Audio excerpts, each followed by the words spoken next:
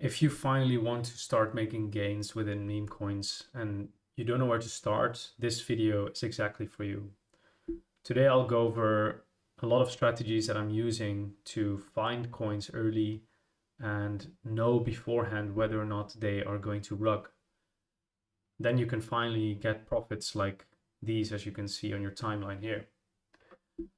But first things first, if you're starting out, you'll probably go to pump.fun and be very overwhelmed with what you see, because every few seconds there's a new coin popping up, right? So where do you start? You might go to Dex Screener to see a better overview of all of the coins. Then you can actually sort it based on volume and increase.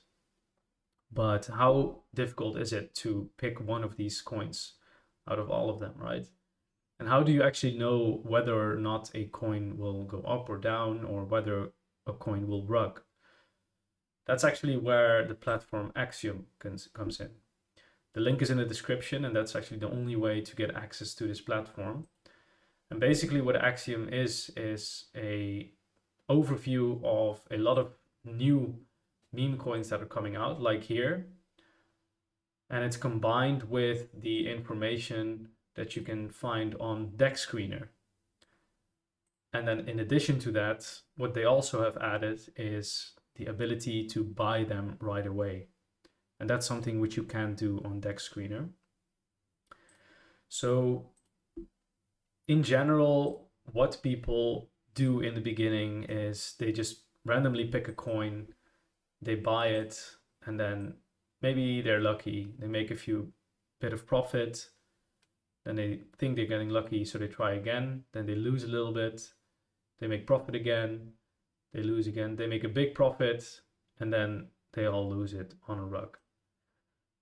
And in general, I think if you're starting out, it's always good to start out with copy trading. Copy trading is basically creating an Excel of your buys and of your sells. So you have a clear overview, okay, how much would I have made if I did this trade? Do that for a week maybe, and then keep score of all of your trades without actually buying them, but just putting them in Excel. And then after a while, you have an overview of which of your coins did well, which of them did bad, but you also have your win rate, right? Your win rate, and sorry for my letter typing, whatever.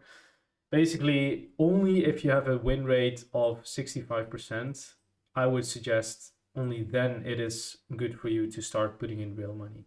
Because in the beginning, you will think you know better and you will think you know it all, whatever, but you will lose money. Like I've seen it countless times. I've had it as well. Everybody in the beginning will lose money because you have a knowledge disadvantage, right? There's people who have been doing this daily for 8 to 10 hours, 12 hours maybe, for years. Well, for at least a year. And they have way more information, they have way more skills than you, and they're actually using you as exit liquidity, right?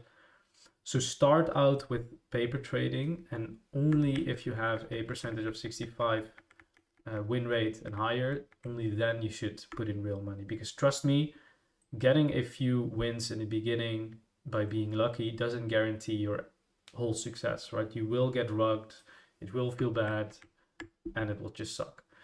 So in general, I'm going to show you today some of the metrics that I use to not get rugged and how you can actually have a knowledge advantage. So as I said, go to Axiom. The link is in the description again. This gives a clear overview of the new coins, but also a lot of information that is actually very crucial, right? Here you can see the same overview as Dex Screener. Here you can scroll up and see the amount of trades and the holders. Here you can buy or sell to the right, you know. But the most important part is what we see here, right? And these metrics, actually the ones which we see here, these metrics are important because, and this coin just rugged, I'm gonna tell you exactly why. But these are very important because if you look at any coin in the beginning stage, you will have no no metrics on. So every coin will just pop up randomly, right? So for example, in this one, this coin, you would think it does well, right? Maybe you can, maybe you want to buy it and then chase the pump. First of all, never buy in the green, always buy during a dip, always buy in the red, right? Let's say if you bought here, then that's actually your average price already. And if it dips, then you will feel nervous, you will wait, and then probably be very angry or lose money and close a trade. So in general, always just take a breath. You know, if this coin runs and you didn't buy it, it's okay. There will be 100 different ones. So don't FOMO in. But in general, what you want to do in the beginning is actually have a look at these metrics, right? In this case, the top 10 holders hold 35% of the supply, which means if we go to holders here, the top 10 people we see here, excluding the liquidity pool, of course, they hold 10% in total of the supply. Now, if these 10% of people are wallets that are held by the same person or by the same group, they can literally just decide to one click and sell all of their supply and then dump the price instantly, right? That's actually why the top 10% of holders should never be above, I would say, 20%, right? Then you have the dev holding percent. That means that the developer of the coin, basically he went to pump.fun, started a new coin, and then he created the coin. And when he creates a coin, he can actually decide how much supply he wants to buy himself. If this developer holds also more than 20 or more than 10% even, I would also stay away from it, right? Because that means that the coin, there's one wallet actually of all of these holders that holds a lot of supply, and they can also decide to just one click and sell the whole supply. Another percentage is the snipers, and snipers are basically people who get in very early after the coin has been created, right? So you can still see that going up because technically this is still early. I would also try to keep this percentage lower than 10%. Then we have insiders, and insiders basically means that after the dev has created the coin, and let's say he gets a lot of supply, if he decides to move his supply to a lot of different wallets, so distribute his supply over multiple different wallets, so the percentage here goes lower, but here probably it will go up, then you should also stay away from it. I would also suggest not to buy anything above 10%-ish. Then we have the bundles, and bundles basically means that instead of the dev having one wallet he buys with, he can actually also buy the supply with a chain of wallets that he owns. And this is actually easily done through different Telegram bots. So yeah, if this percentage is too much, also keep in mind that the price can go down instantly because the person in question can literally just press one button and then the whole supply dumps. Then of course the liquidity pool has to be burned. This basically means that there's a liquidity pool which holds Solana and supply, which is used for exchanging between the buys and sells of people. That's locked, so the developer can't access this money anymore, because usually if this is not burned, then the developer can actually just take this money out and then the price instantly nukes, right?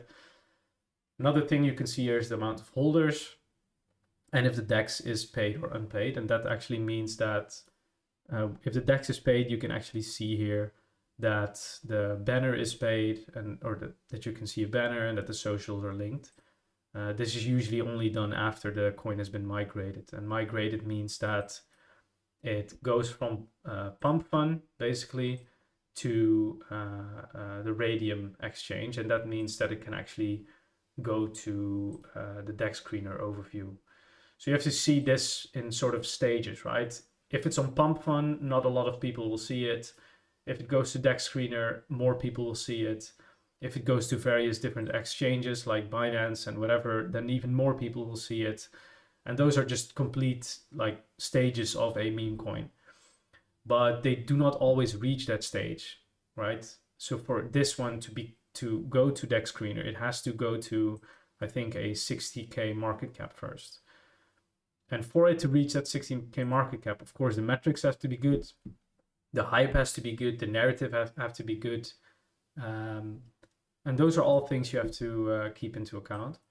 But that's in general, I think, a quick overview of which metrics are used to find coins that are runners. And of course, here in Axiom, you can fill in those metrics as you want. For example, here, 10% holders, 5% dev holding, 10% snipers. You click apply all, and then it instantly filters those out. You can do the same for final stretch, which basically are coins that are close to migration or close to the 60K cap. And then you have migrated. So all of these coins you will actually also find here, probably here at new pairs. If you can see, you can see some of the coins back here. So here you can see. So that's in a nutshell how I use Axiom. Again, link is in the description. Really use this platform because it gives you such an advantage over just picking a random coin from Pump Fun or from Dex Screener, and go through those metrics. Don't be FOMOing in, never full port. Like, just take a breather and go at it calmly. If you miss a coin, that's okay, because there will always be another one. All right, thanks for watching and see you later. Peace.